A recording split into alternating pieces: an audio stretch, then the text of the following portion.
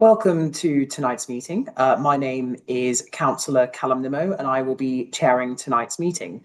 And if I lose connection, Councillor Wesley Harcourt will take over for me. So before we begin the meeting, there are some housekeeping points to cover.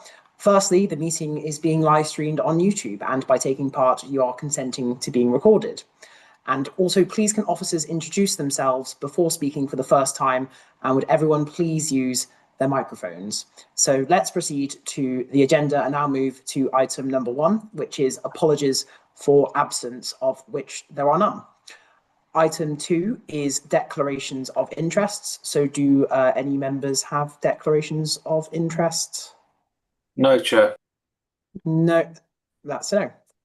So item number 3, Sharn Local, 51 Fulham Broadway, London, SW6 1AE.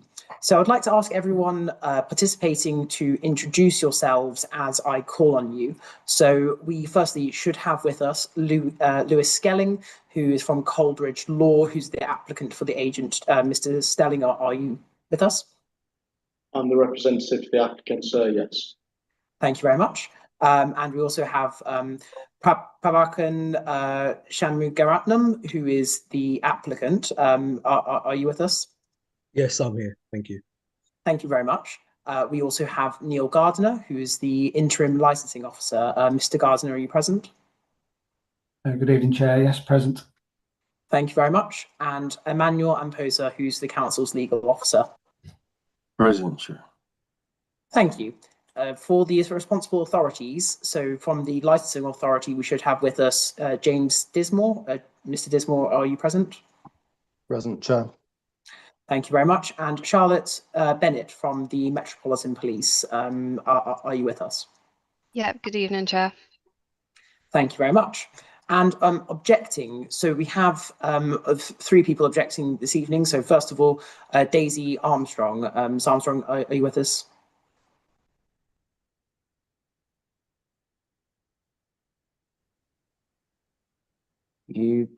Daisy, you're muted at the moment.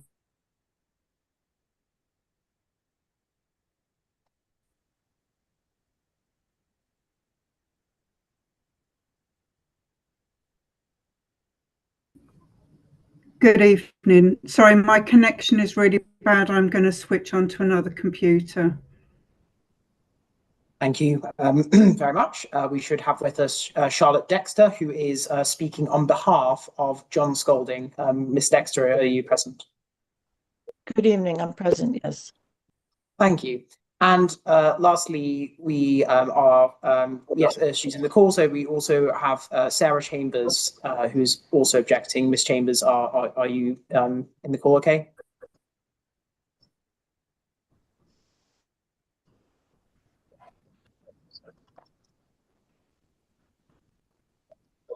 Hi, can you hear me? Great. So I'm doing this on my phone because I didn't have time to grab my laptop. I'm Sarah Chambers. I'm chair of the Walham Green Ward panel, and this premises sits within this ward. Thank you.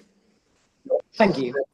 So turning to procedure, so before we consider the application today, may I just confirm that in addition to the main agenda, supplementary agenda A was published on the 24th of October and supplementary B was published on the 28th of October, namely yesterday. So before we proceed, I will quickly explain the procedure the committee will follow. So we will firstly hear from the licensing officer, who will introduce the application. We will then hear from the responsible authorities, then the objectors, and finally the applicant. And usually each party will address the committee for a maximum of 5 minutes. So following the presentation by all parties, the committee may ask questions of any party or any other person present at the hearing, and except for committee members, no party has the right to ask questions of any other party at any time during the hearing. Following the presentation and questioning, each party will be allowed a maximum of 3 minutes to sum up their case or representation, and then the committee will retire for deliberations, and upon its return, I will announce the committee's decision. So turning to the presentations, can I firstly ask the interim licensing officer Neil Gardiner to introduce the application? Thank you. Thank you, Chair. On the 8th of August 25, the Licensing Authority received an application for a premise licence in respect of 51 Fulham Broadway, London, submitted by a Mr. Shanmugaratham. The applicant has applied for the sale of alcohol each day between 10 to 2300 hours. The application form can be seen at Appendix 1, which is page 15 of your pack. A previously held time premise licence dated 24th September 24 to September 25 can be seen at Appendix 2, which is page 21. A map showing the premises location and neighbouring licensed premises is contained at Appendix 3, page 32. Licensing Manager Adrian Arberton has supplied supplementary Agenda A, referred to as Appendix 3A, and we also have additional residential group supplementary Agenda B, referred to as Appendix 3B. Appendix 4 to 6 contain 5 representations to the current application, one being the Metropolitan Police, and these can be found on pages 41 to 46.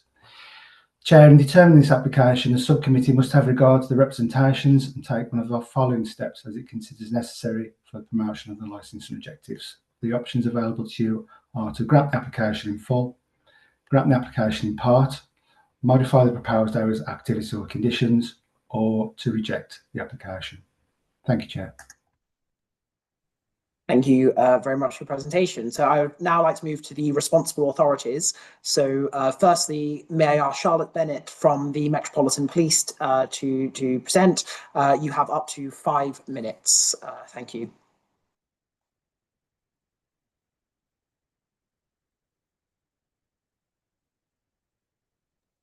Charlotte, you're muted at the moment. Thank you. So the police, they've received this application from Hammersmith and Fulham Licensing. I was made aware that the license was a year-long license. Given this information, I went and visited the premises and on, I believe, the 20th of August, 2025. And then when I visited the premises, I noticed that there were 2 clear breaches of the current license conditions. So the first was the sale of strong beer, which was above 5.5% ABV. And then that was a King Goblin Imperial Ruby beer, and that was actually 6.6%. This was displayed in the public fridge on the shop floor. If you refer to condition 8, it says on the license that it clearly prohibits the sale of or display of any alcohol above 5.5%. The other breach was this sale of drug paraphernalia. That specifically was metal and glass pipes that most people would associate with drug use. So condition 25 prohibits the sale of items used for the consumption of illegal drugs. Yet when I visited the premises, there were 2 boxes that were on display, and they were completely visible to customers. These items were removed by the employee on the day, but for me, the breaches, given that it was a year's license, the breaches for me show a lack of compliance and understanding of the licensing responsibilities. I would have expected the premises to obviously adhere to their conditions during that year. I did conduct further checks at the venue, and there were no further breaches when I completed my another check at the venue following my first visit. But I have looked at intelligence on our police databases in regards to ASV associated with the Walham Green area and around this shop. And if you refer to some of the documents that I've annexed, there have been people that are basically going in there with potential. We couldn't say that this is the case, but there was a male that was detained for theft, and he was seen to go into Sean Local at one point, and this was in January 2025, with concealed items. And there's also been sightings of prolific shoplifters outside of the venue. And then looking at any of the wider data that we have in regards to the Broadway, where the premises is actually located, we already have like high levels of like ASB, there's theft, there's violent offences compared to its neighbouring wards, which are Lily, Parsons Green, for instance. So the sale of high strength alcohol and like the drug related items, I think, is only contributing to these issues that we already have. And basically, in my opinion, the shop is contributing to street drinking and drug use and any sort of associated disorder. I made some copies of heat maps to show the crime data within this location, and it is quite concentrated in Walham Green and around the Fulham Broadway. So for me, I believe operators should be acting responsibly to help reduce any of the crime and ASB associated with the area. We wouldn't expect them to contribute to it in any sort of way.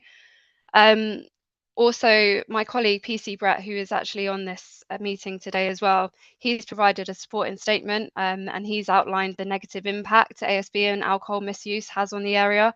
And we collectively think it's our professional duty to stop this sort of behaviour going on in Fulham. I was also, if you've read my statement, I was a former ward officer on Lily Ward. So I've personally witnessed the effects of alcohol and drug misuse, especially around the Fulham Broadway area as well. That could be aggressive behaviour, public urination in the area, and basically, I think if you're going to contribute to that sort of ASB and those sorts of crimes by supplying these people with the drug paraphernalia and high strength alcohol, you're not working as a community with the local community, and that's the reason the police put their objection in. Thank you very much. Apologies, that's 5 minutes. But thank you for your presentation. I would like to now ask James Dismore, who is the representing the licensing authority, to present for up to 5 minutes. Thank you. Thank you, Chair. I'm here on behalf of Adrian Overton, who is the licensing team manager. You'll have seen the details of his representation submitted as supplementary Agenda A. The representation is based on the premises' long history of non-compliance and enforcement action over several years, which raises serious concerns regarding the applicant's ability to uphold the licensing objectives. To summarise very briefly, the premises has been subject to repeated licence reviews and revocations since 2018, including the sale of alcohol to a child and multiple breaches of licence conditions. Despite changes in licence holders, breaches have continued, including instances in 2020 and 2021. Subsequent applications were refused by the subcommittees, and even under the most recent 12-month licence granted in September of last year, further breaches were identified, as mentioned by our police colleague, in May and August of this year, including failures to maintain proper records, right to work documentation, and the sale of high-strength alcohol and drugs paraphernalia. While the current applicant was not named on the licence during the earlier offences, it remains concerning that breaches have persisted under their management. We also note previous concerns that individuals connected to the former licence holders may still have influence over the business. And given this consistent pattern of non-compliance over the past years, we do not believe that imposing further conditions would be sufficient to promote the licensing objectives or prevent further non-compliance. We therefore suggest to the committee that this application is refused. Thank you, Chair. Thank you. Thank you for your presentation. So I would like to now move to the objectors, of which we have three with us this evening. So starting with Daisy Armstrong, you have up to 5 minutes to speak. Thank you very much.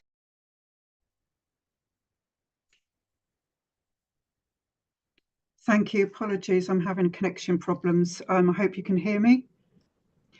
My name's Daisy Armstrong and I live in and directly beside Sharn local newsagents on the Samuel Lewis Trust estate, which is home to over 1,200 residents in general needs and affordable housing.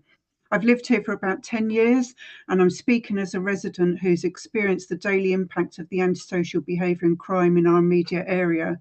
This is my third formal objection to an alcohol licence application for Sharn local newsagents, and this is on the grounds of prevention of crime and disorder and protection for the welfare of our local community.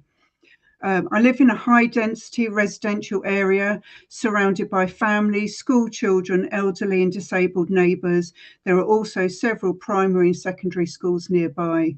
In addition, we are close to Chelsea Football Club and numerous pubs, betting shops, late-night takeaways, as well as a large transport network. This brings constant heavy footfall through our streets, past our homes and Sharn local newsagents itself. This mix already creates intense pressure for antisocial behaviour, street drinking, littering, shouting, violence, public urination and begging. Our neighbourhood struggles daily with these issues.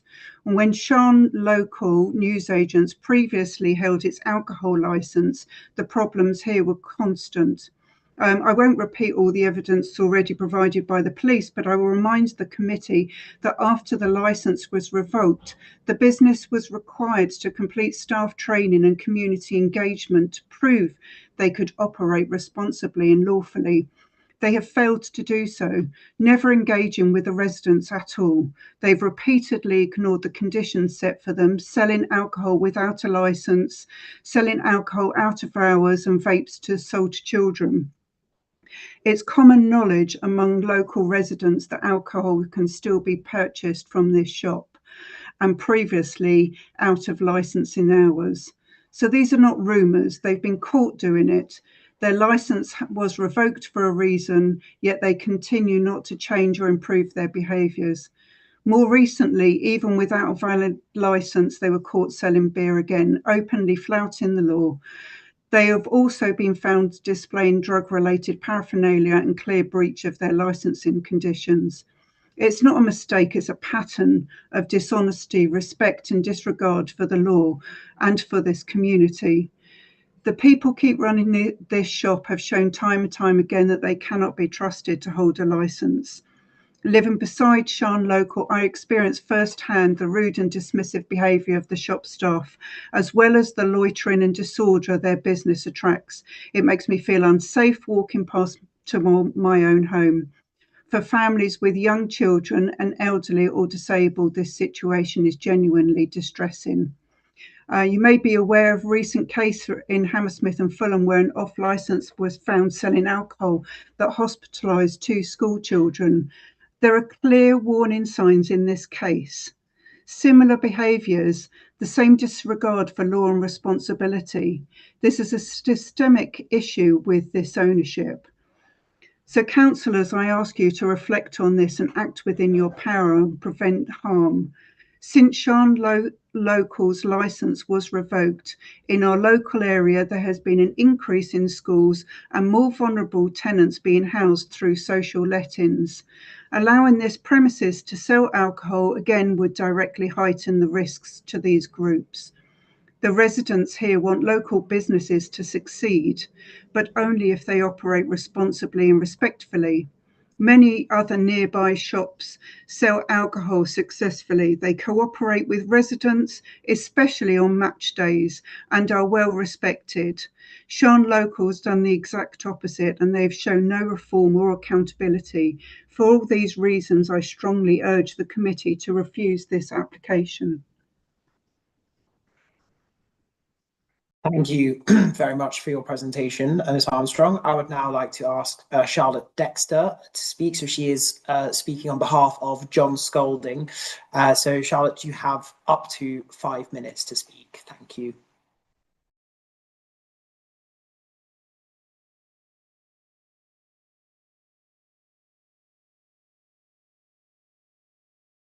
I believe you're on mute, Charlotte.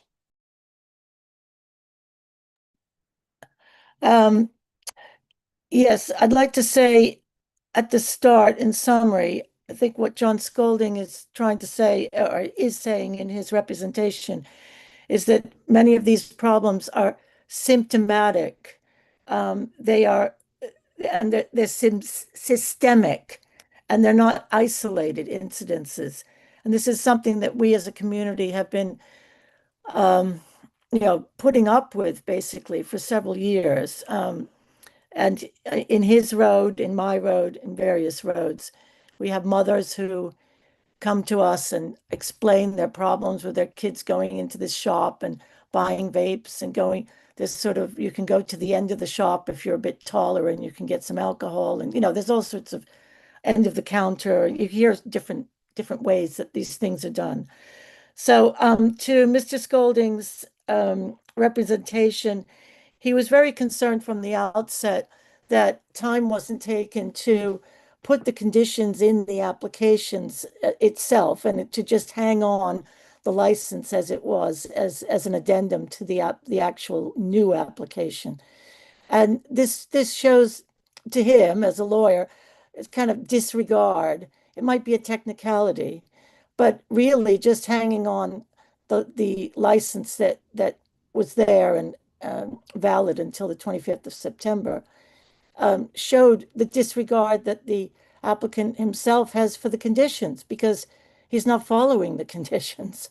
So, and he's especially not following condition 24 and 20, the ones pointed out by the police and so on. He went on to talk about crime in the area, the concerns that we have there, and the hours set out. If the committee is minded tonight to actually grant this application in any form, he certainly hopes that they will not follow their suggested hours in their chart on pages 22 and 23 of the policy, because those suggested hours are when all is fine, when all is well, when you have a really well-run, lovely little shop that's doing everything right in the community and, wants a few more hours or wants this and that.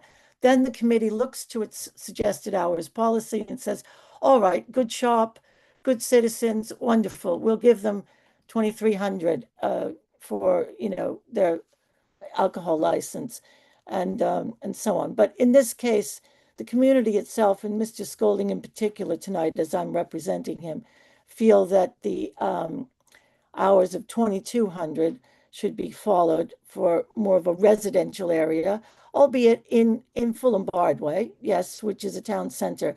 But we've got to look at how many residents are around this place. And as Daisy just pointed out, over 1,200 are just behind and to the right, to the left side, in a very compact residential area of the Samuel Lewis Trust. So we hope that the committee will consider that.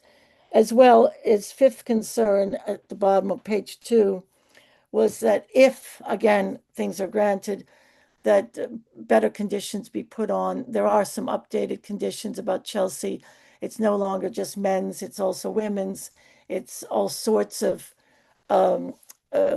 matches take place there, friendlies and so on. So any condition should really come up to the mark, especially for this unfortunate shop, which is constantly not upholding and promoting the 4 licensing objectives.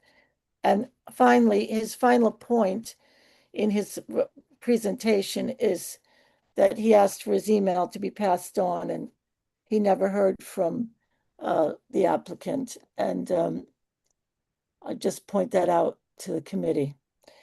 I'd also like to point out that he put in supplemental B, something that I sent to him over the weekend.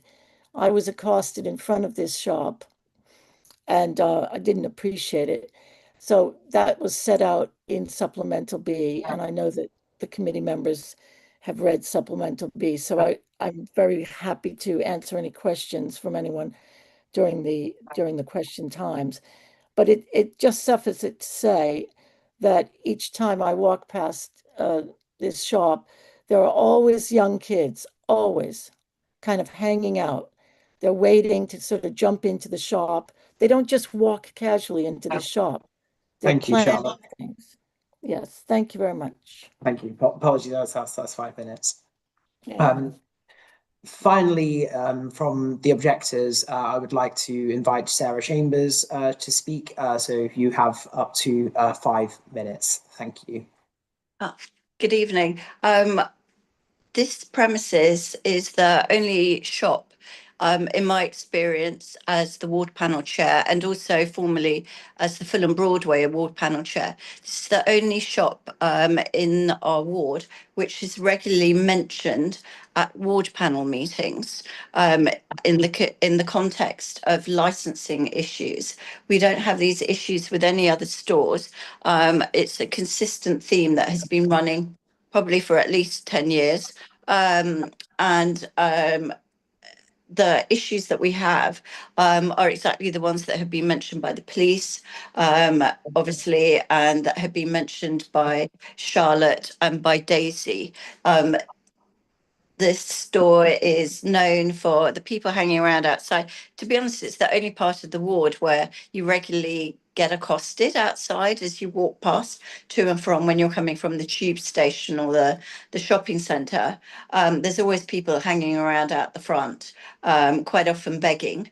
And it's the only store that I have heard of where to be honest, quite often we've been notified by the police and by other people who've witnessed that not all the stock in the shop is legitimately purchased. There was a famous incident that was mentioned at a wall panel meeting where literally a shoplifter had been followed from Wilko's and was trying to had taken her stolen goods into this premises to be sold on. Also, the residents of Samuel Lewis have also noticed sales taking place behind the premises. The management do not seem to learn. I think that's the main thing, really. We never see any improvement. We've seen the same themes happen again and again. There's no engagement with the community, and there's no willingness to run this in a kind of well-controlled neighbourhood in a manner that we would like it to be. We very much support local businesses. We want them to thrive, but we do want them to be well run in conjunction with the licensing objectives. Unfortunately, I would say on behalf of the ward panel that this doesn't happen, and we would like the application to be refused by the licensing committee. We're fed up of hearing about this premises. Thank you. Thank you very much for your presentation, Sarah. I now turn to the applicants. So can I ask Lewis Stelling, who is the applicant's agent from Coleridge Law, to speak? You have up to 25 minutes. Thank you. Thank you, Chair. I shan't take 25 minutes. Everyone will be very glad to hear. I'd like to start by expressing the applicant's shared concern and acceptance that the premises has failed to meet the conditions, some of, over the last year. And these are clearly pointed out by the licensing department and the police. We do have some concerns in regards to some of the insinuation and general finger pointing at the premises as the cause or the main indicator of problems. Before Sarah Chambers gave her representation, then we have heard that the entire area suffers from the police, public urination and street drinking and begging and shoplifting. And yet then it's only this premises and it's only outside this premises that there are issues. I actually come to this area quite a lot in London, and I'm very envious of the local residents. It's a lovely, lovely place. I'm shocked to hear that it's quite as bad as it's being made to sound this evening.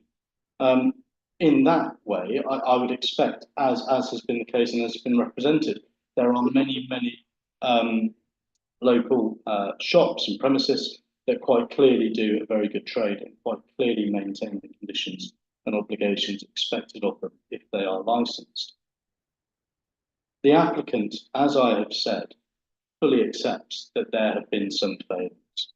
The drug-related paraphernalia, which is a clear breach of condition 25, was purchased along with some legal vapes, which are legal to be sold, and was a staffing error and were immediately removed. He accepts that that's a mistake. They were not for sale at the premises for any prolonged period of time, and they were removed as soon as the applicant became made aware when a staff member made contact with him post the police inspection. Given that they were not for sale for a prolonged period of time, the applicant absolutely rejects any suggestion that this premises is supporting or aiding illegal drug use, drug dealing, or the crime and public disorder that those instances obviously promote. I've heard from one of the police as a responsible authority and two of the objectors about public urination. I appreciate that. That's horrific. Nobody wants to come out of their front door or walk along the high street and see somebody publicly urinating. But I cannot see at any point in anybody's representation why Sharn Local is responsible for public urination. Somebody could have gone to Sainsbury's and had a litre of milk and been caught short. I see that not as a legitimate point that anybody is raising here, or any evidence to corroborate the fact that public urination seems to be a massive issue in the area. Again, I've never seen it. I hope not to. But that is something that we cannot accept as being in totality the responsibility of this premises. The other issues that people raise in regards to the representation about the residential areas and the protection of children, certainly from harm, I cannot see, and please suggest, correct me if I'm wrong, that since the applicant has held a licence in mid to late 2023, I cannot see that there's been any underage sales recorded, that there have been any test purchases that they have failed. Neither licensing nor the police raise any of those issues. And while that is, of course, a licensing objective, and probably, other than the prevention of crime and disorder, the most important one, suggestions that the fact that there are lots of families and lots of children nearby, and therefore the premises is a risk to those, falls flat, because if test purchases are undertaken, which they very often are, especially in areas such as these, if the premises have failed, then it would be recorded and it would be a clear breach of the licence, and indeed they might be prosecuted. This hasn't happened. I'd like very quickly, Chair, if I may, I'm not asking a question of the police, I'm genuinely asking a question to the police, because I'm unaware of this, and you can say no, I appreciate that. But in the supplementary agenda B, in the paragraph that is titled Vape and Tobacco Product Adverts, it states, I then snapped at 15:53 the attached photo of the illegal round projecting advert sign at Sharn Local. I've checked, I'm unaware as to why this is illegal. Neither the police nor the licensing authority reference this as being a breach of a condition or an illegal act. And all I'm seeking to clarify with the officer here present is whether or not that is indeed illegal. It forms part of an objection that is in here in the pack, and I'm simply seeking clarity as to whether or not that is in fact illegal. If I might ask that question of the police officer, and if she's able to interject now and tell me. If one of the members wishes to ask that question of the police, they will do so. Okay, so I can't verify. No, okay, fantastic. All right, thank you very much, Chef. That's not a problem whatsoever. That's absolutely fine. In that same supplementary agenda B, and as referenced by other objectors, the local street beggars, and apparently they congregate in front of the shop. Obviously, the shop don't want this either. It stops genuine paying customers from coming in, and isn't an attractive advertisement for the premises. The shop are not responsible for moving on street beggars, nor should they be. It would be quite dangerous in many circumstances. And although they don't sell to street beggars, because street beggars don't have the money to purchase, they cannot move them on from public spaces. And it's very, very unfortunate, quite clearly. Two references were made during one of the objections, those being from, I'm just going to check my notes here, that sales are taking, sorry, Sarah Chambers, sales taking place behind the premises. We're unaware of sales of anything taking place behind the premises. We're not sure of what or when, whether it's a suggestion that the premises is selling alcohol from behind the premises, whether it is the premises conducting those sales, whether it's drugs, whether they are suggesting that we are responsible for that. It is a very sort of out there comment, which is uncorroborated and unevidenced. And again, more information would be very, very welcome in regards to that. And the objector, Daisy Armstrong, twice in her submission, referenced that sales of alcohol took place without a license. She then went on to explain that this license for the current applicant had been revoked. I'm unaware of any sales that have taken place without a license, as is the applicant, as quite clearly are the police or the local authority, as neither is mentioned in their representations. I know I can't ask questions of Mrs. Armstrong, but twice mentioned sales of alcohol without a license. I would seek some clarification on that, if it can be forthcoming, or whether that is simply an error in regards to one of the other issues that is currently being raised. Quite clearly, despite the fact that it is a year-long licence, errors have been made. There are concerns from responsible authorities, and there are concerns from residents and local objectors. Some of those concerns from local and resident objectors, we do not feel merit being considered in the manner that they wish. The Samuel Lewis estate and local residents, it's very important that communities feel safe. My point in that they do not merit being considered is that they are simply seeking to blame Sharn Local for all of the issues that seem to perpetuate the area. Now, if that is the case, Sharn Local couldn't carry on as a business. It would be overrun, and the police would be in there every single week. That is clearly not the case. The police visited when they were aware of a new application. If it were seriously that bad, they would be there a lot. Thankfully, they're not. Thankfully for the residents, they're not. The applicant simply wishes to install the conditions as stand. As Mr. Spalding mentioned, they weren't listed one by one in the licensing application, but thankfully for all of those who know their way around your very good licensing portal, you can find them very easily. They're publicly available and they should be there on the premises. They are onerous. They are far-reaching. They include sporting events. They are some of the most complete conditions that I have come across. And yes, the applicant has breached some of them in this year and is seriously sorry for that. And as a consequence of that, his staff have all undertaken personal licence courses and advanced staff training.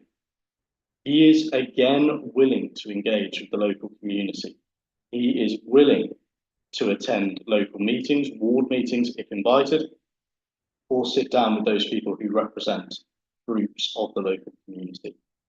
He feels that some of the issues raised tonight might well be community issues, not Sharn Local issues. But as a responsible person, he is willing to engage with them should a licence be granted. I'm sure there might be some questions from the members to him specifically, which I appreciate might follow, but for now, that's all I have to say. Thank you. Thank you for your presentation. So now I move to committee questions. And so can I ask each committee member to ask questions of any party about the application and issues that have been raised at the hearing in relation to the 4 licensing objectives? And just to remind us what they are the prevention of crime and disorder, public safety, the prevention of public nuisance, and the protection of children. So I can see Councillor Stanton has his hand up. So Councillor Stanton. Thank you, Chair. Thank you, everybody so far who have spoken. I don't think I have too many questions. I'm going to start with asking either the applicant or his agent a few quick questions, really just for clarification. In the report pack, there is, in the Metropolitan Police's submission, there is a photograph of a number of bottles or containers of alcohol on page 55. Condition 40 of the licence stipulates that all containers of alcohol must clearly show, sorry, I'm flipping between pages, the postcode and name of the shop. I was just wondering if you could direct me in that photograph to where those labels are. Rather, if you can answer that one for me. If indeed you can, sorry, sir. If he's still on. Can do, but I'm not sure what the question is, if I'm honest. Can you rephrase that, please, Councillor? Yes, I'll read you condition 40 on the licence that's just recently expired. It says, all containers of alcohol shall be marked with a label stating the name and postcode of the shop. So in those containers of alcohol that are shown on page 50 something, I didn't see any, so I was just wondering where they were.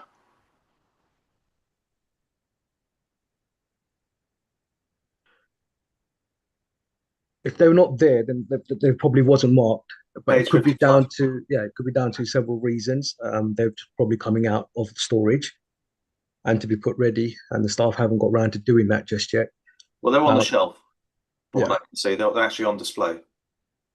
If that, yes, the photograph is within the alcohol fridge inside the venue. Councillor, is that page 55? That is page 55, yes. Thank you. I don't have photos, neither does the applicant, in regards to the entirety of all of the stock.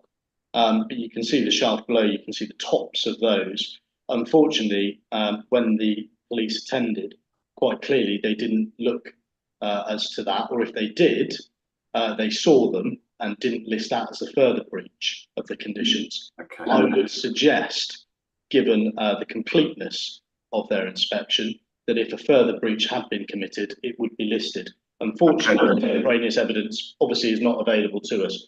Absolutely, yeah, no, that's fine. As I say, I was just kind of ticking. I've got some questions that just came into my head as I was doing. In my experience, they often put them on the bottom because they don't stick to where the label.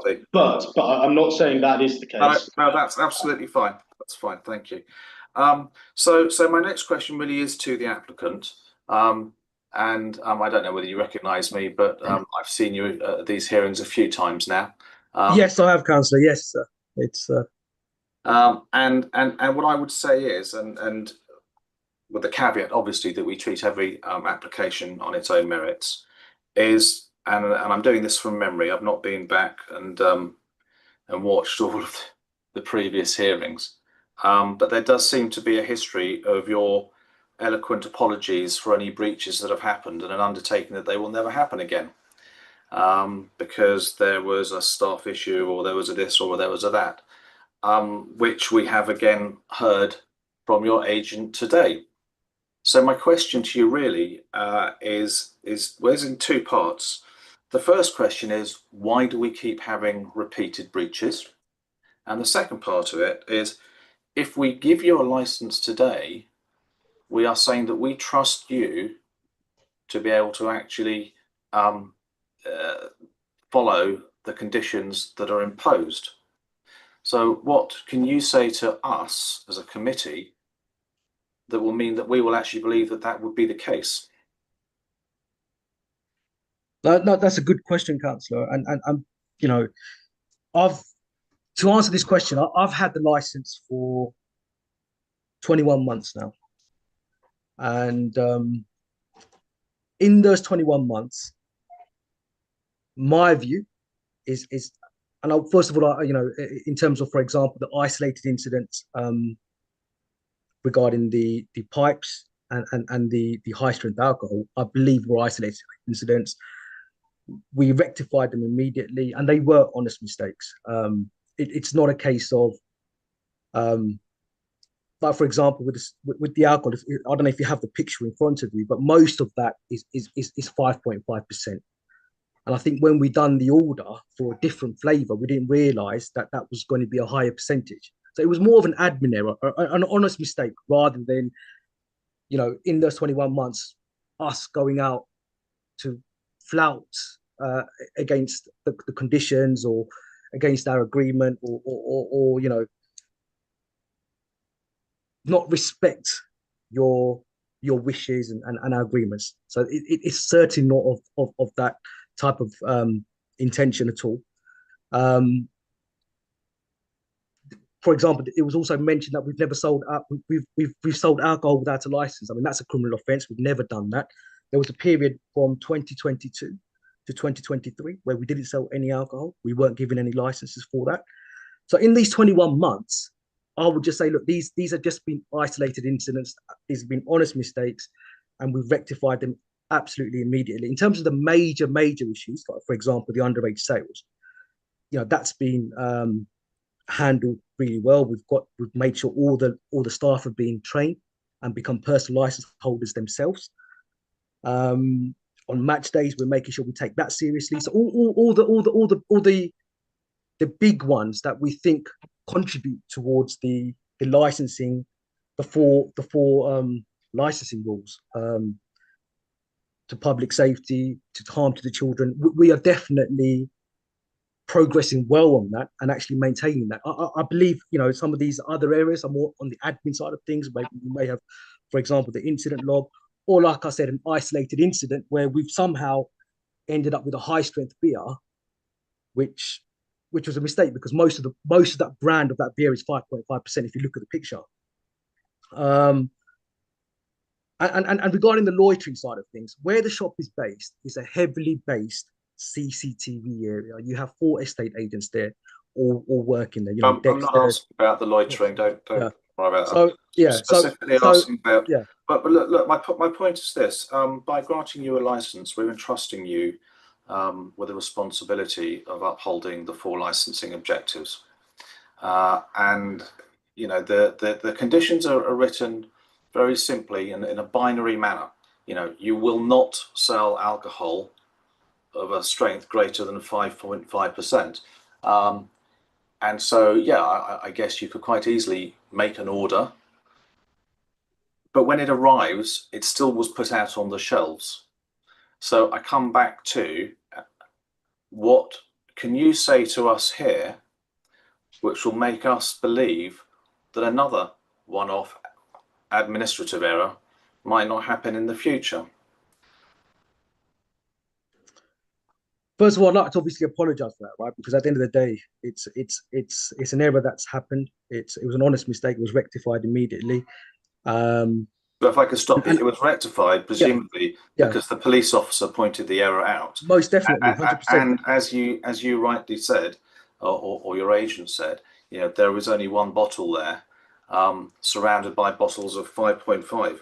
Well, that would seem to suggest that that's because all of the bottles of 6.6% sold like hot cakes. I wouldn't know about that. But what I can, rephrase is when Charlotte, the police officer, went back, she didn't see these things. So it's one of those things that we do take this seriously, and when mistakes do happen, which they will naturally happen, and we rectify it immediately, we act immediately, and we make sure that that's not repeated. And I think going forward, it's been a learning curve for most of the team. So, for example, with the products that are related to drug paraphernalia, for example, we stopped selling this oxide thing because we realized that you were using that for a legal high. Now, this is not an excuse, but my view is the staff, when we were working with the suppliers to get the vapes in, sometimes the suppliers come in and put things in display, and we somehow overlooked that. But in general, we're aware of what type of instruments can be potentially, even though they're legally okay to be sold in the UK, we're aware that, number one, we shouldn't be in the conditions they shouldn't be sold, but also what they can be used for. So, for example, the oxide side of things. I think with the pipes, I think the staff do not realise what it can be used for, and I think that we need to do a little bit of training on that. But that's done now, and they realise, look, these can actually be used legally for Class A consumption drugs, and that's something that's been addressed in a very harsh manner, and we do take that seriously. Because it's bad for business, having heavy drug use, heavy drinking, loitering, all of these things. So these are things that all the things that you don't want, we don't want either, is what I'm saying, and we are trying to address that. Okay, well, but at the same time, I just want to. I'm sure you're tired of hearing me apologise. So I think, from my end, I'm more than happy to accept whatever decision is handed with the. Well, let's stop you there, because I have further questions, and I'm sure the other committee members do. So we don't want to take up long the meeting. On the other breaches with regards to, so no incident log or not properly identified, no lost property record, right to work checks not available, right to work audit not available, log of hours worked by employee not available, and right to work check log not available. So the words used for the majority of those were not available. Does that mean they don't exist, or they were? They do exist. They do exist, and the staff at the time didn't know where they were.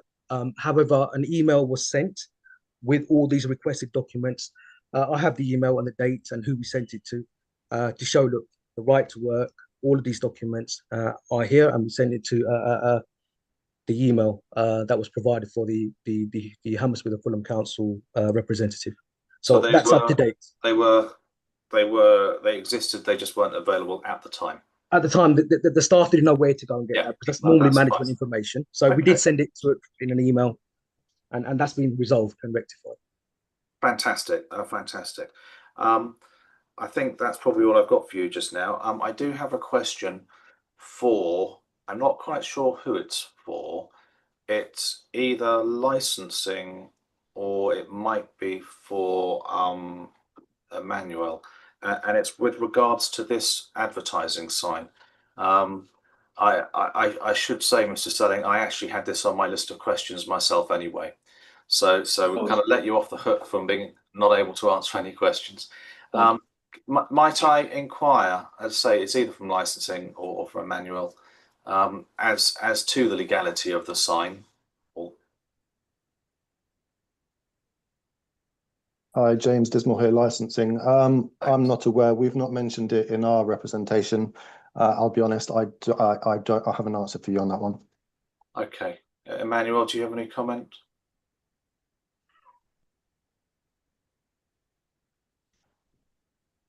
Yeah, let me just review it and then come back to you on that. Okay, right. Thank you.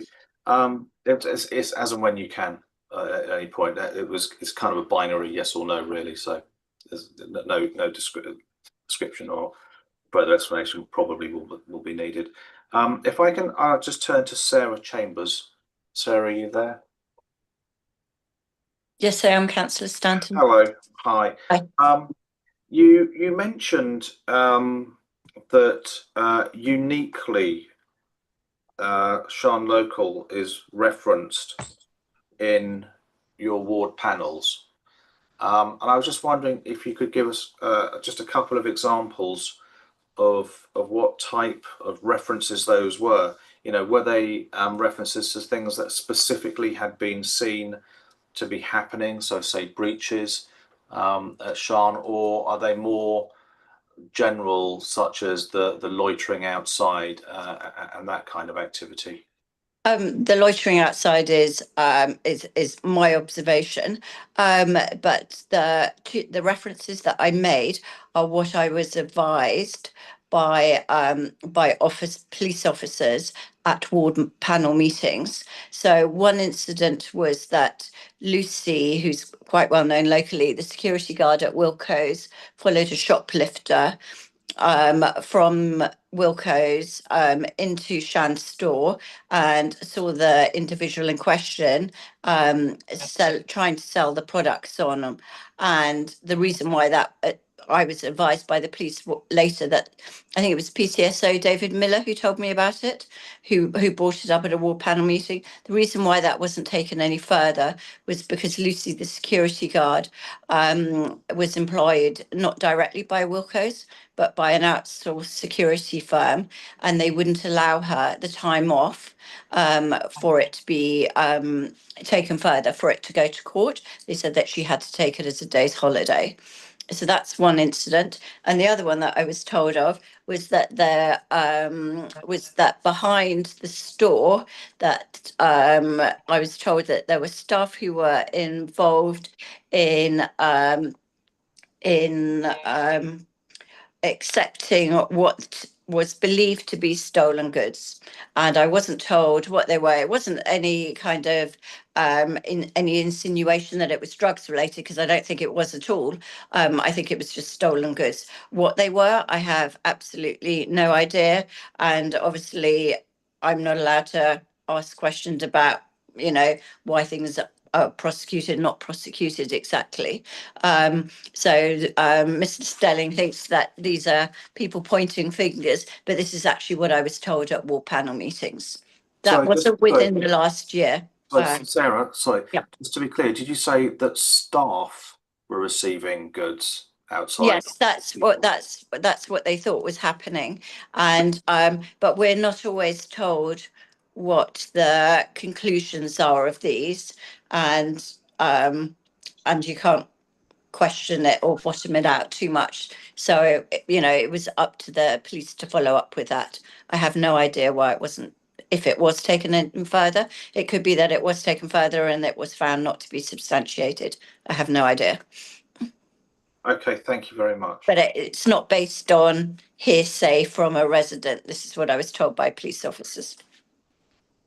Okay. Very quickly, Councillor Stanton, I see Councillor Harcourt, you have your hand up. Was it in anticipation of starting your questions, or is it something specific on this point at the moment? No, nothing specific. I thought Councillor Stanton had finished, so I thought I should indicate, but... Okay, no problem. So I'm happy to wait. I can reassure you that I very nearly have. I'm going to ask the applicant's agent just to comment on those comments by Sarah Chambers. Very, very, very quickly. It's incredibly difficult, Councillor. There is mention of ward meetings and information provided by the police, which is seemingly very serious, and yet it's not mentioned in their representation. Now, if there is anything relevant that the police wish to raise as a responsible authority, they have the opportunity to raise it and mention it now, this evening. None of what Ms. Chambers has mentioned, Mrs. Chambers, sorry, I'm sorry if I got that wrong, in terms of this issue with Wilko's and security guard and the sales behind the premises have been raised. So we can't really answer them, and we can't corroborate them. And I would imagine, considering the concern that the responsible authority has in regards to this, if there was a prosecutable offence, it doesn't matter if the security guard can't take the day off. She can give a statement. You know, that does not matter. If it's in the public interest to prosecute it, they would prosecute it. And if they had corroborating evidence that it was actually staff members involved, they would prosecute the staff members. They'd arrest them and interview them. My concern here, and I appreciate pointing fingers might have been a misstep in terms of my phraseology, but there is very, very serious issues being highlighted here with no corroborating evidence, and we can't seek to explain them because we're unaware of them. Thank you. So my final question then. So there seems to be some feedback. I don't know. So yeah, my final question then is to Charlotte Bennett to ask if you have any comment on this. So I would have done intelligence checks on anything that is relevant to the venue. I can't speak for David Miller. I wasn't at that ward panel hearing. So if you refer back to my statement, I included what was relevant for the year. I think that's proportionate because it was a temporary license for the year. So I basically any of the data I gathered was for that year's period.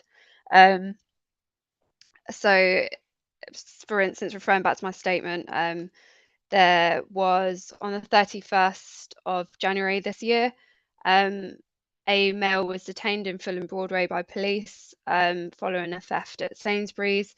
The male was found to have stolen items on his person. Prior to this, the male was observed on CCTV walking into Sean Local holding his jacket, in a way suggesting that maybe he had items concealed. He exited the shop, Sean Local, shortly after without the jacket held in the same manner, suggesting items could have been left or passed to the premises. We couldn't prove that from reading the report. Again, I wasn't there at the time myself. I'm just referring to reports that are on our police systems. And then we also get information from Crime Stoppers, and we would call that an untested source. So, for instance, somebody could call the police and say, this premises is accepting stolen goods. We record that on our intelligence-based systems. Again, we can't prove or disprove that that has happened. And then one of the other points I made is there was a sighting of a prolific shoplifter outside the venue within the past year. So yeah, I've only collected data in the past year because I felt like that was proportionate at the time. In terms of what perhaps Sarah was referring to, this could have been at war panels previous to the year as well, but I can't give any more information on that, I'm afraid. Good. Okay, now I'm unmuted. Okay, thank you very much. No, that's great. Chair, no more questions at the moment. Thank you, Councillor Stanton. Councillor Harcourt, would you like to ask your questions? Yes, thank you very much.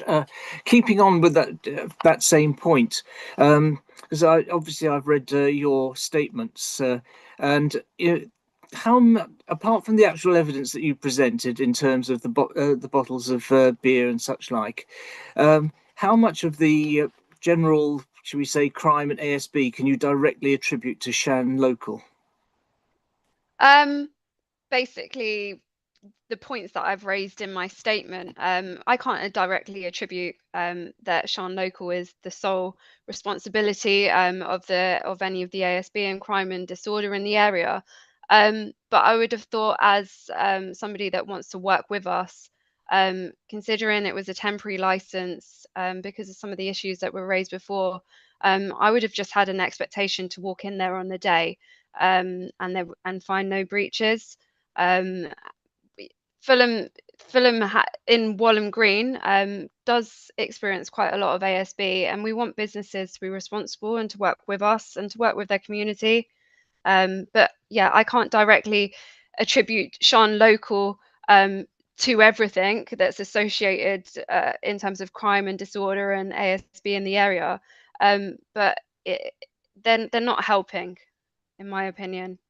No, okay, I take what you're saying. It's just that I mean, I've looked at the figures that have been presented, and there's quite significant difference between the three wards, and Walham in particular is much higher. So I'm just concerned that there's a number of accusations that have been made regarding Shan Local. How much of that can you say is them, or is it because there's a plethora of other businesses, similar sort of businesses, venues, selling alcohol, cafes, etc. in the area? Are you asking me a question? That is a question. Yeah, there could be other venues contributing to alcohol use. For me, as there's not many off licenses in the area, and we do have a problem with drug use and vulnerable people that are around Walham Green. So that was quite a big problem for me as well, selling the drug paraphernalia, because you're encouraging drug use. I know they can be used in other ways, but there was one of the images clearly shows a cannabis sign on the packaging as well. So it is encouraging drug use, in my opinion. And we want to deter people away from that and deter people from congregating in areas where they can pick up items to use drugs.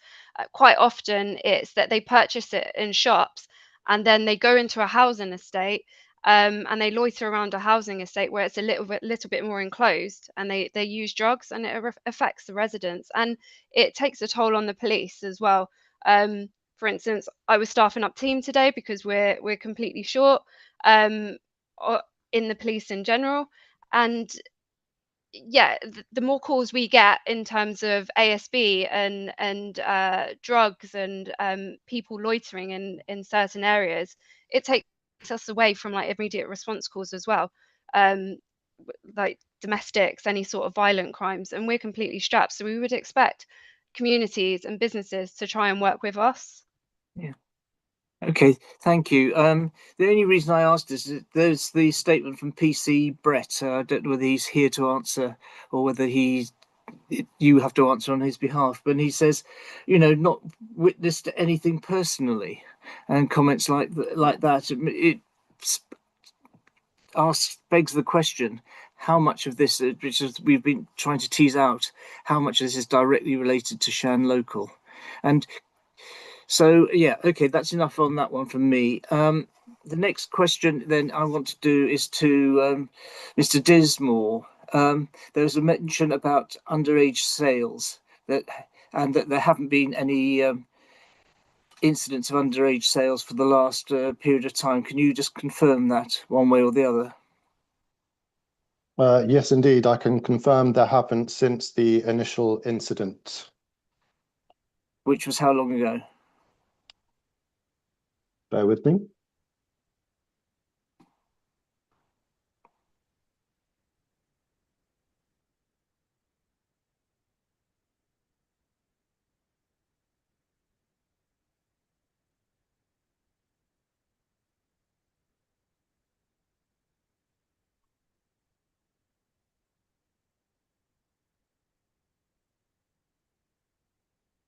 Apologies.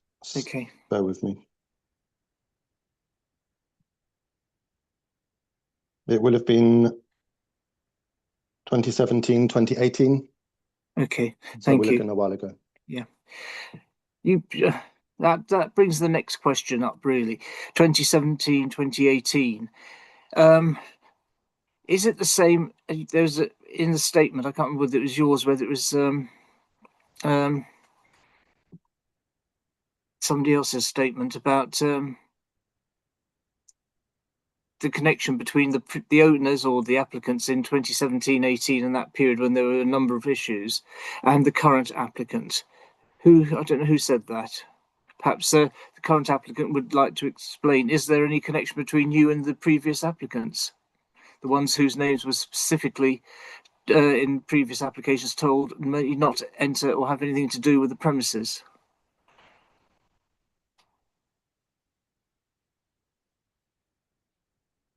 Prabha, do you want to explain the relationship with the previous previous license holders? Sorry, please. Yeah, license holders. So yes, this incident in 2017, 2018 obviously had nothing to do with me. I was only the license holder from 2023. However, regarding your question, Councillor, the mentioned names are my mother and my brother-in-law. But I would like to reiterate, 2017, 2018 had nothing to do with me. I've been in charge of the shop for 21 months from 2023, summer 2023. Okay. So this underage activity or it shouldn't really be directed towards my management. Okay. Thank you. Quick question to Mr. Gardner. There was raised about the current application, just making reference to the same conditions as in the previous one, and whether that was a valid application. Just to be absolutely certain, can you just tell me whether that is correct? Yes, it's been accepted as a valid application. Great, thank you.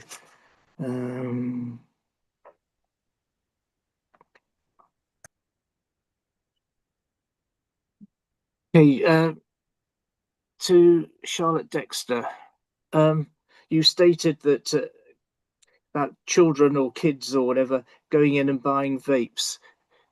Who have you actually seen first-hand evidence of this, or was it forgotten his name? Who it is you're speaking on behalf of, Mr. something beginning with T? It's gone out of my head. Golding. Yeah, thanks. I have seen girls standing outside this shop, and they send a tall girl in, and the tall girl comes back out, and she's got the goods. And they all giggle, and then they sort of disperse somewhere. So I've seen that, yes. Okay, thanks.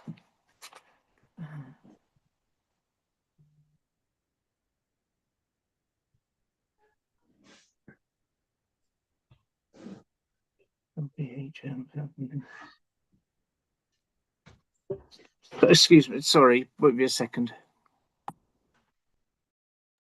I have some questions, Councillor Harcourt, if you want to come back in a few minutes. So to the applicant, so in 2017 and 18, when some of the previous licensing infractions were identified, you said you weren't involved in the license, but did you work in the shop? Were you involved in the business? No, I was living in Birmingham at the time. My wife, she's a doctor, and she got a placement for Walsall NHS Trust, so we moved to the Midlands. Okay, so I guess my question is can you tell the committee? So you took over a license that had some issues. I think we're all recognizing this. So I guess our question sort of harks back to what Councillor Stanton was saying: is what have you specifically, now that you have the license, what have you changed? What have you done in the business that should give us more confidence that we didn't have before? Yes, Councillor. So we attended training with the trading standards for Fulham, and I made sure all the staff got their certificates from Hammersmith Fulham Council.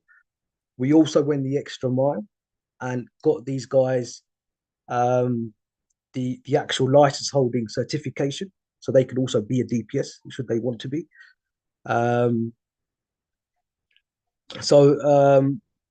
In terms of training, it's been stringent. We've also put in stringent conditions that have been requested, and rightly so, but by the committee. For example, for the street drinking, what we've introduced is cashless payment only. So you've got to have a credit card or a debit card to make payments and buy alcohol. That's something that we've implemented. So, for example, with beggars or street drinkers or any who have cash and they want alcohol, it's impossible for them to purchase it. Number two, there's a minimum purchase, so you can only buy 2 cans. So again, we're raising the price points or price point entry to which somebody like a street drinker or somebody that the community don't really want to see within the vicinity, and don't feel safe, to make sure that the price entry is high. So there are certain things that we've put in place to ensure that we are minimizing as much of the concerns that the members have and the community has. And we're also open to ideas in terms of next steps. I'm just hearing what Sarah Chambers and everybody had to say. I'm more than willing to also attend these community meetings that they have, and be a part of that and see how we can further contribute. But I guess what I'm struggling with is you named some of the conditions that you had. That those weren't changes that you made; those were changes that you had to make as mandated by this committee. And no, so we didn't have to make them. They were conditions that were put in place, and we said yes, we agree with that, and we accept it, and we'll put it on back. But it wasn't forced on us. We agreed it from a legal perspective to go ahead with that and put it in the conditions as well. Okay, point taken, but also your license may not have been granted. That's to the point. But you referenced training. So in when the agent was speaking some time ago, so this issue with the paraphernalia that the police have identified, so that was the responsibility of a staff member, and did that staff member that was referenced, did they attend the training? Yes, they did. And as I mentioned earlier, it was a very isolated incident, and it was rectified immediately. I'm sure if there were visits made prior and the ones made afterwards, that these products would not have been seen or been observed in the shop. It's just one of those incidents. Do they still work at the shop? Yes, they work at the shop. We've spent significant money to train them and make sure they're license holders, and obviously use it as a learning opportunity as well. Okay. So moving on to some of this about some of the concerns raised about antisocial behaviour. So, all of the objectives have recounted anecdotes of antisocial behaviour outside the shop. And what I want to understand is, I appreciate, and as the police say, that the area has wider issues, and I think we can lay that all at the shop's door. But I want to understand what proactive steps you take. I mean, do you regularly call the police if you see issues? Do you engage with the council's law enforcement team? Because we all have a responsibility to play a part, I think, as someone earlier was saying, right? So can you sort of say anything to the committee about how you help to manage the antisocial behaviour that's obviously an issue in the area more widely? Yes, quite recently we had some people loitering outside the shop. And we called the staff member, had them call, I don't know what they call, stewardesses or community police to come and help remove them. So we have got involved in certain situations where, if we felt that, because between you and I, between all of us, people loitering outside also affects my business. It's not something that I want to see, just like your members do. You want to see that. So I am taking steps to get rid of them, calling people up, and we've actually done that recently, and I can get the call records and get the dates of when that happened. So to answer your question, yes, we are trying to work with the authorities, but unfortunately, sometimes a lot of these guys, they have mental health issues, and they loiter around, and we also want to be mindful of that and not push our authority on them too much, because there's only so much we can do as well, right?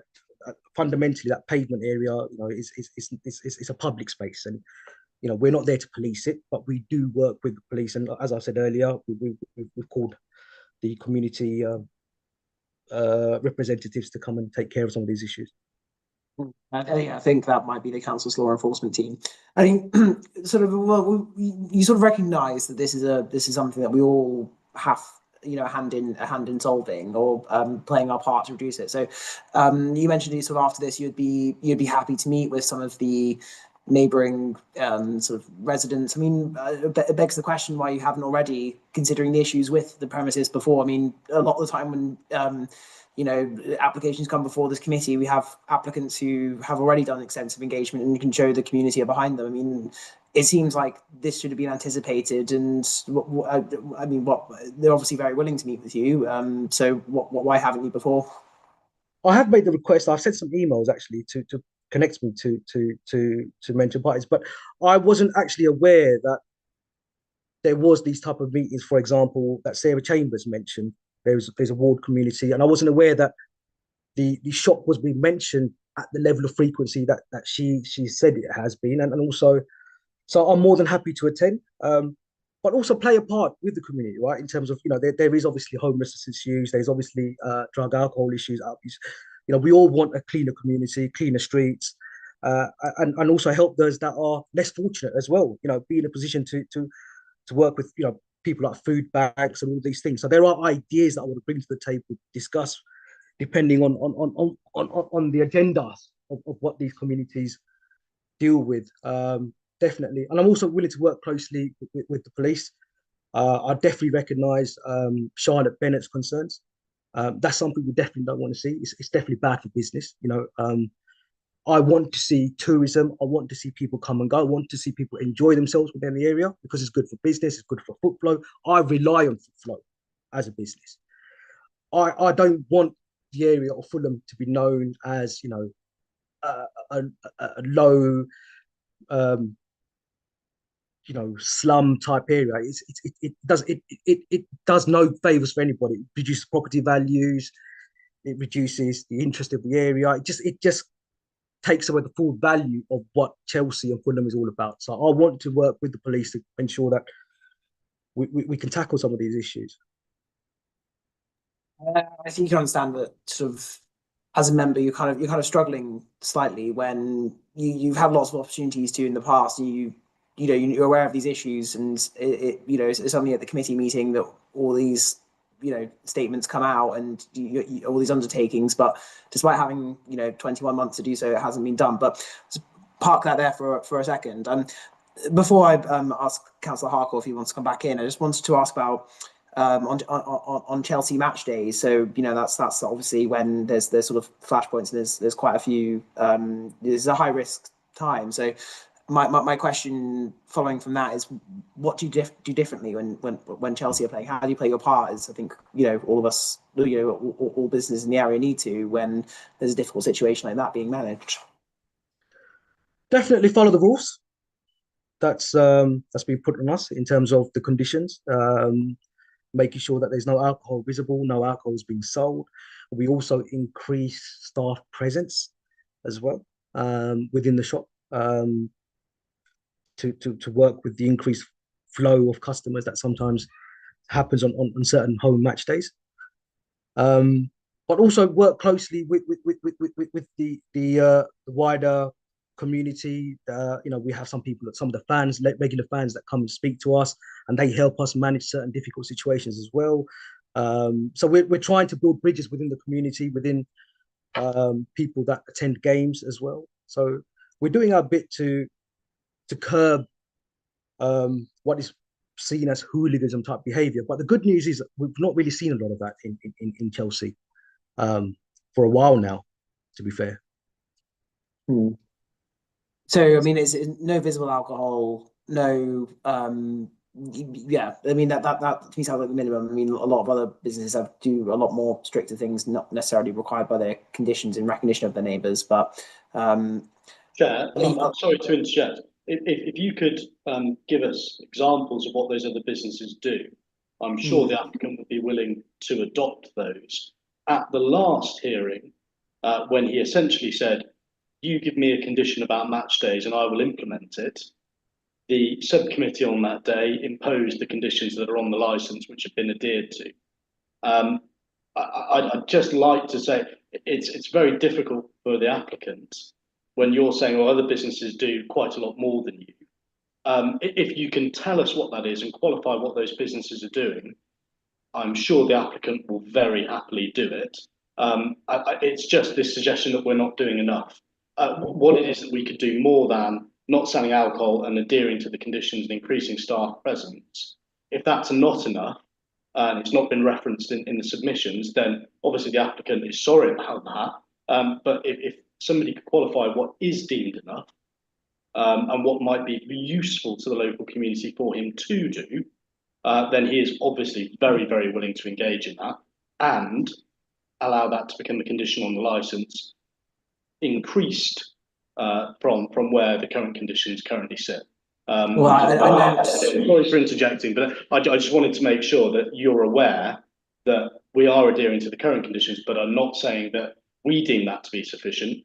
We deem it to be what we were told to do. We're maintaining that, but if we need to do more, then please tell us and we will. Okay, well, I note your willingness for when we make our deliberations later. Councillor Harcourt, do you want to come back in?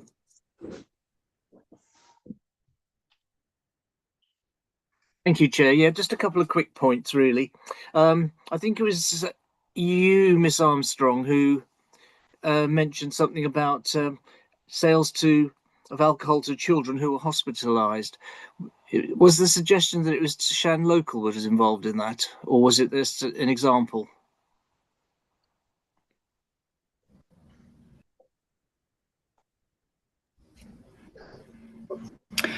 It was an example that that particular shop also demonstrated failures to meet the licensing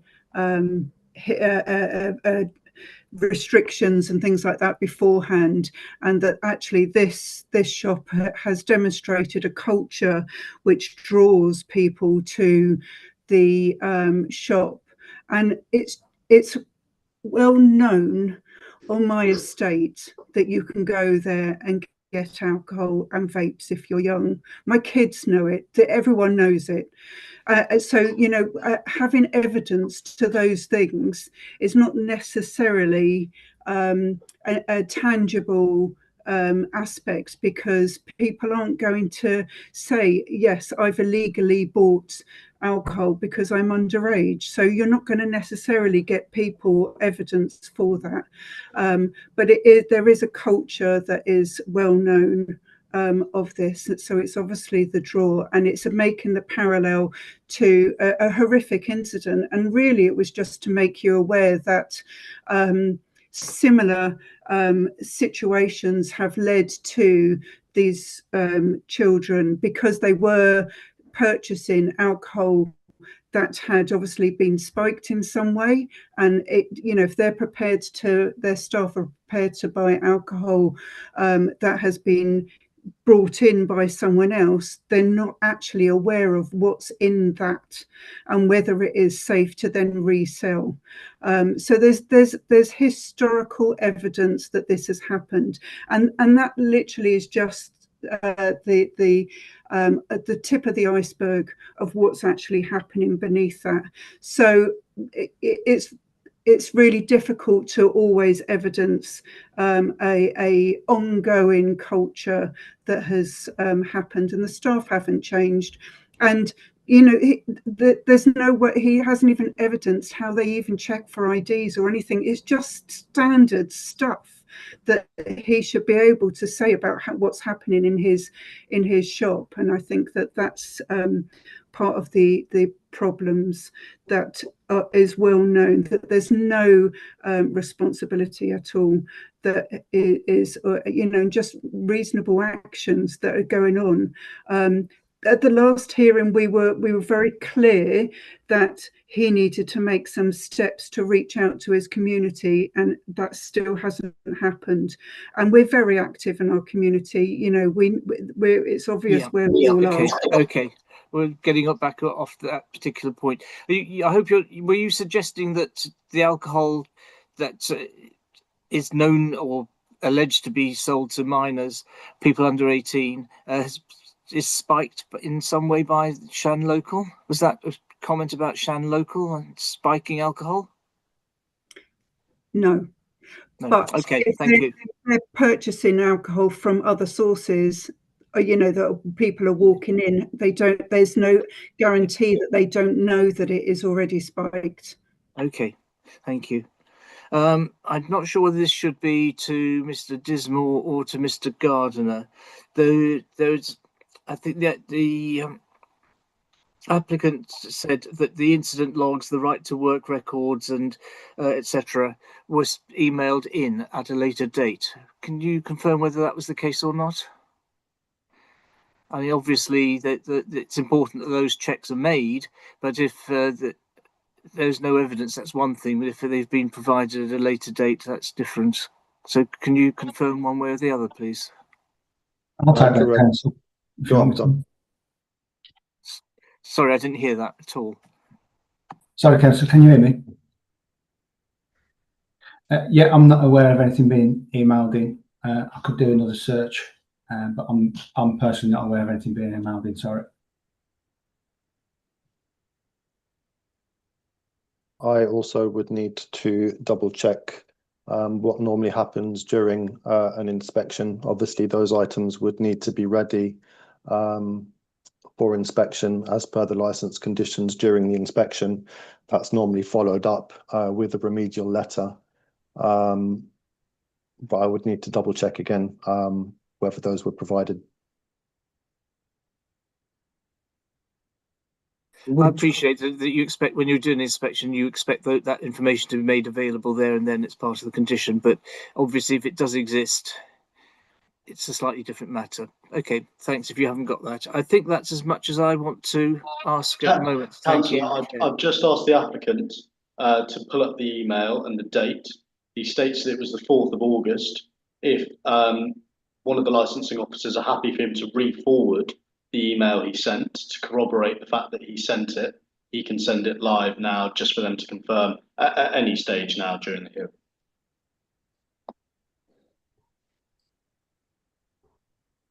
Well, one quick question for me. I think, Emmanuel, you're going to per Councillor Stanton's question earlier regarding the shop front and the Yes. thereof. I just wondered if you'd managed to get to the bottom of that one.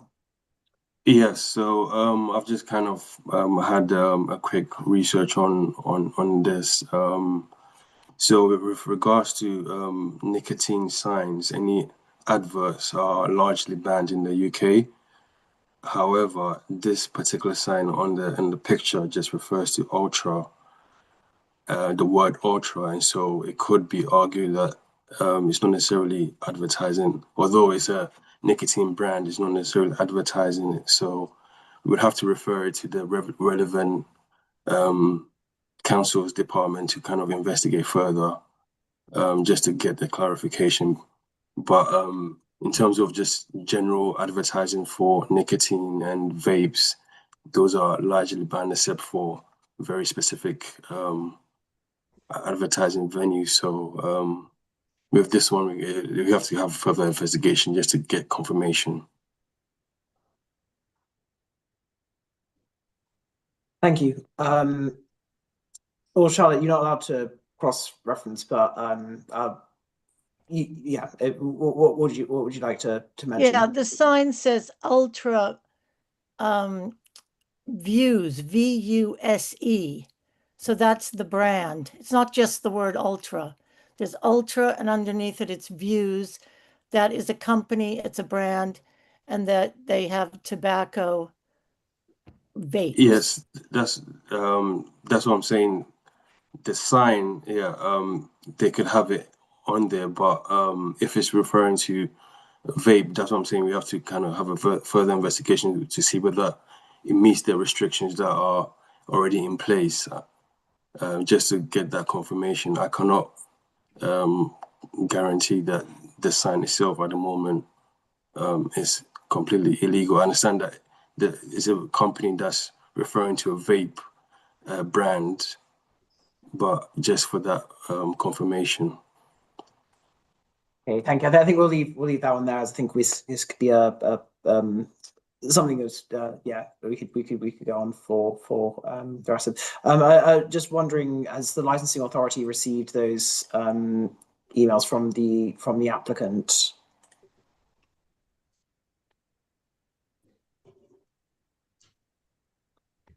I've just forwarded to my representative, so they should be able to forward it to you guys. I just don't seem to have access to your emails. Okay, well, we'll take it into account regardless. But I mean, I think the substantive is they should have been available and they weren't. And you told us earlier that your staff had undergone training and this still occurred. So I think with some of these documents, they're locked away in management office, right? So, for example, passports, right to work, all of these are confidential type information. So we wouldn't leave it behind the counter, which is why he probably didn't have access to it. But once the request was made, we complied immediately and sent the information anyway. And it was sent on 5th of August, and I'm happy to resend the email. Thank you, duly noted. So just before we move to summing up, does any other committee member have any final questions to ask any party? No. Excellent. Okay, so I think we'll draw committee questions there to a close. So I'm going to ask the parties to sum up as briefly as possible in the following order, to the same order in which they introduced. So first of all, can I please ask Neil Gardiner to sum up, who's the interim licensing officer? Thank you, Chair. I have nothing more to add than the outline in the case that I did at the beginning of the meeting. Thank you. Thank you. Next, can I ask Charlotte Bennett from the Metropolitan Police to sum up in 3 minutes or less? Thank you. Just basically going back on what I said before, we would like the businesses to be working with us collectively. From my opinion, the businesses failed to do so. And hearing this today, that's been on multiple occasions.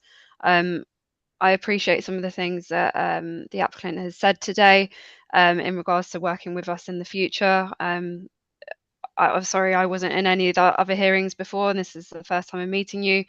But it sounds like this is reoccurring every time that this comes to light. Of course, we would always want to do that engagement side before it comes to this. But I think you've been given that opportunity a few times, and unfortunately, I have a couple of breaches were highlighted to me, and it is my duty to obviously take action and highlight this to the licensing team and raise my concerns. That's all I have to say. Thank you. Thank you very much. Next, can I ask James Dismore, the licensing authority, from the licensing authority, to sum up in 3 minutes or less? Thank you. Thank you, Chair. I have nothing to add in addition to what the police have just said. Thank you. Thank you very much. And next, moving to the objectors. So please may I ask Daisy Armstrong in 3 minutes or less to sum up. Thank you. Thank you, Councillor. It's a shame, really. I'm not filled with any confidence whatsoever from some of the answers that have been given today, that the culture and the actions will change from the management of this newsagents. It's a culture, and there's a draw to that particular newsagents because it sells alcohol and vapes illegally, and I think that has to be well noted to protect the vulnerable in our community. Thank you. Thank you. Next, can I please ask Charlotte Dexter, who is objecting on behalf of John Scolding, in 3 minutes or less to sum up. Thank you. Yes, thank you.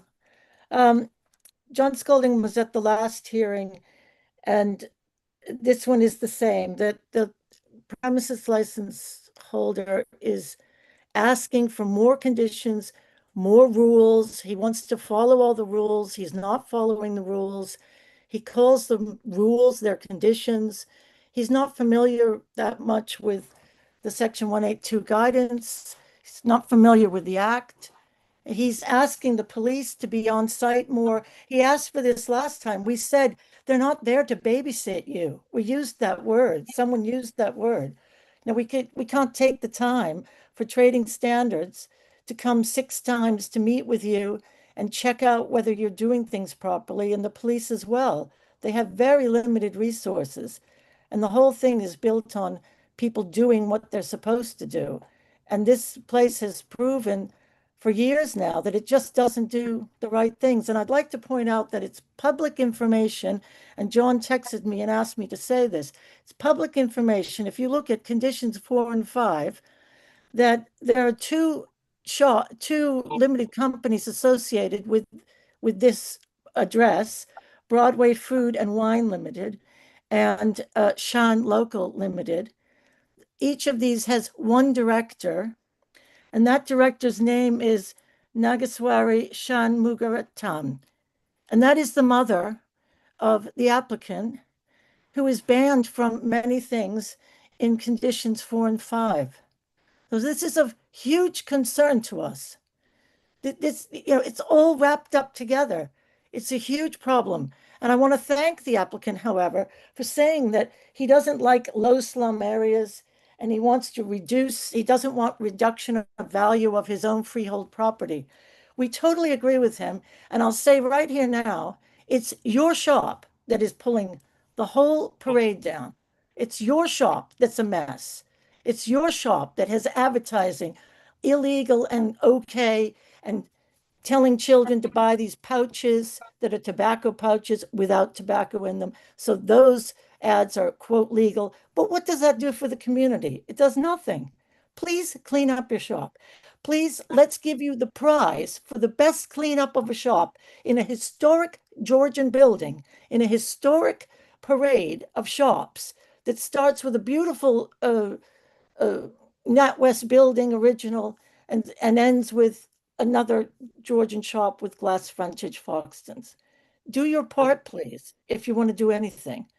But otherwise, this application really, please, has to be rejected. This applicant does not understand the act. He wants more help. He wants more resources. We don't have the help and we don't have the resources. The committee is at a loss of what to do with this applicant.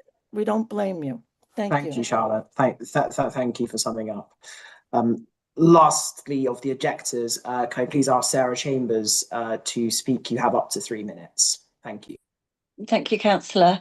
I think I've covered all my main points. I would just like to reiterate that the applicant and his family have had many opportunities to change the way that they run this store, to work with the community, and this is just a repeat of previous behaviour. For the wall panel meetings, I'm surprised that he's unaware of them. They've been going on for more than 20 years in this neighbourhood. They're advertised on X, they're advertised on Nextdoor, on Met Engage, the Fulham Bid are aware of them, the councillors are aware of them, the council staff are aware of them, the MP is, everybody is, but there's never been any mention at all from the applicant before that they wish to engage in the community in this way. I haven't changed my mind, and as the chair, I still think this application needs to be rejected. Thank you. Thank you, Sarah. Lastly, I would like to move to the applicant. So can I please ask Lewis Stelling, who is the agent for the applicant from Coleridge Law, to summarise? You have up to 15 minutes. Thank you. Again, Chair, I hope I don't take that long. In the summing up of the objectives, Charlotte Dexter has accused us of wanting more help and more resources. I don't recall anybody saying that during any representation this evening. What we have said is we are willing to engage, we are willing to accept conditions. That's not help or resources. The police have said we need to engage with them, we need to communicate with them, we need to be more involved with them. Well, that sounds to me like they do have the time. They are willing for us to do it, and we are willing to do it in turn. The applicant categorically rejects that we are here demanding more help and more resources. More conditions creates a more onerous licence, which, if adhered to, should create a better community and a better business area.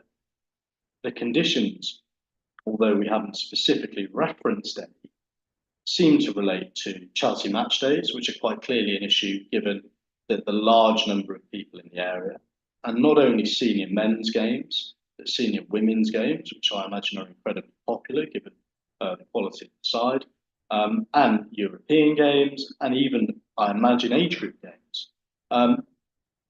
But we are unfortunately not able to phrase conditions that would meet the concerns of the subcommittee or of the responsible authorities. And while we don't want help day to day, if suggestions are made to us as to what those conditions might be, or even a licence is granted under the auspices of improved conditions, the applicant will accept those. It's not help or resources that we're looking for. It is guidance from the responsible authorities whose role it is to guide, that we might accept and then adhere to.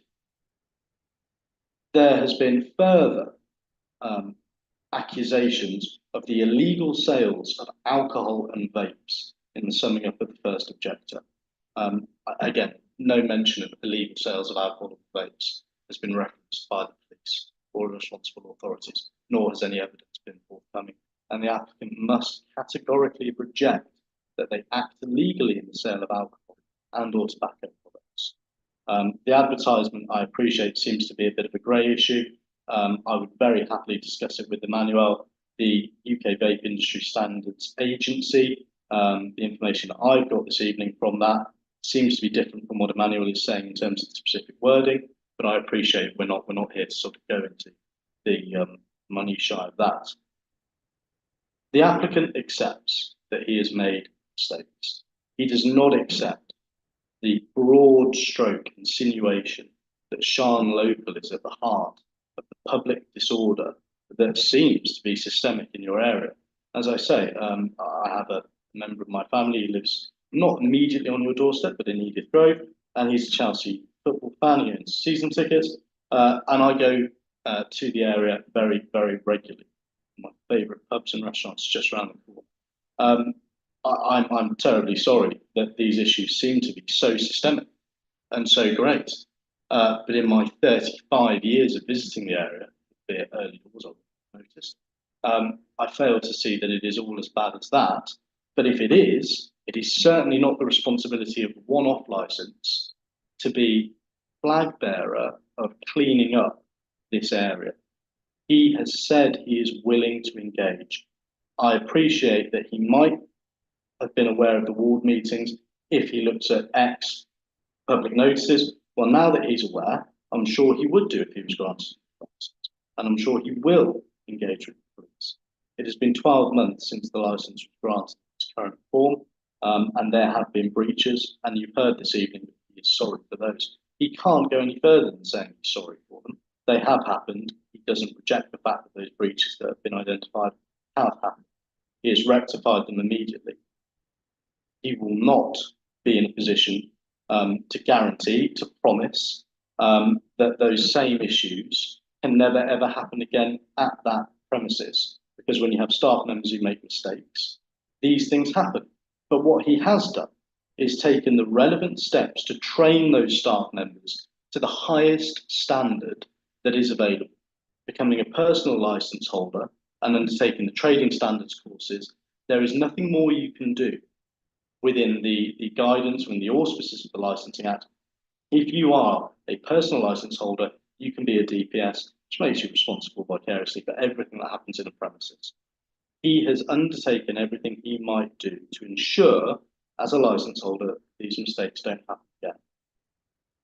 Failing that, as I say, he is incredibly concerned about the accusations that he cannot disprove. It's incredibly difficult to prove a negative. You can't say, well, that's not our fault. As I say, public urination has been mentioned 3 times this evening. Is that the fault of Sharn Local, that there is a public urination issue in the area? Are street beggars the fault of Sharn Local in the area? The objectors seem to feel that they are.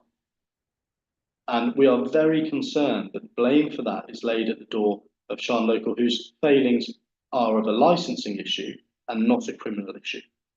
If there were corroborating evidence about the shoplifter from Wilko's or staff behind the premises, or of the staff accepting stolen goods for resale, or if there was a link corroborating Sharn Local and other actions of premises that unfortunately placed 2 young girls, I think was mentioned, in hospital because of spiked alcohol. We are being tarred with the same and communal brush here, which, given our failures, which we accept, puts this into an extremely negative light.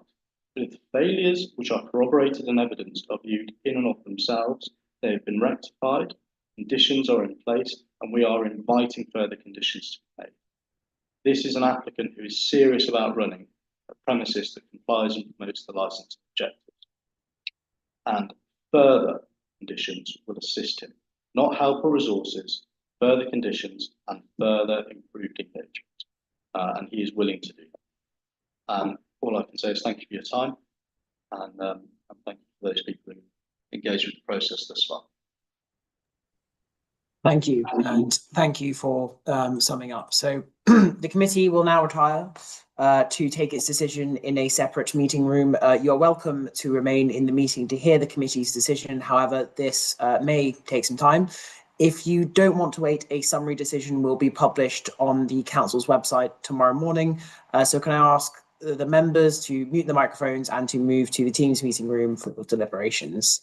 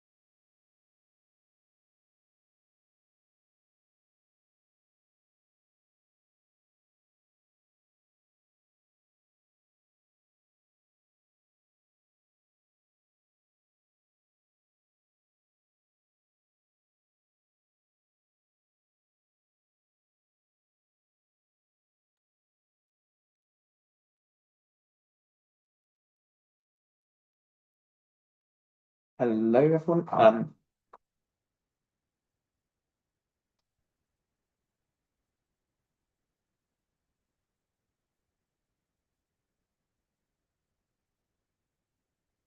I good to read out the decision, Charles?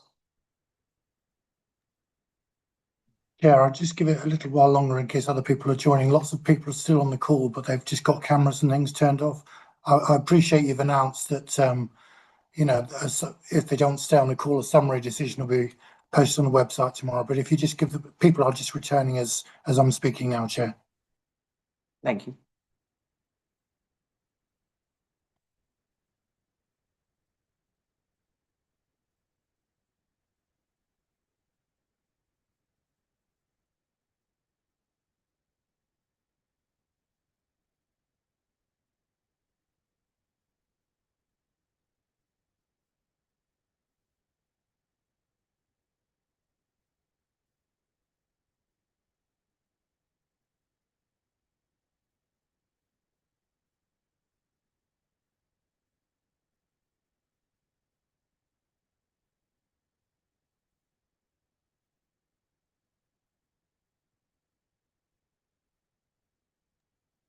Mr. Stelling is off the call, but the applicant is on the call, but doesn't have his camera turned on.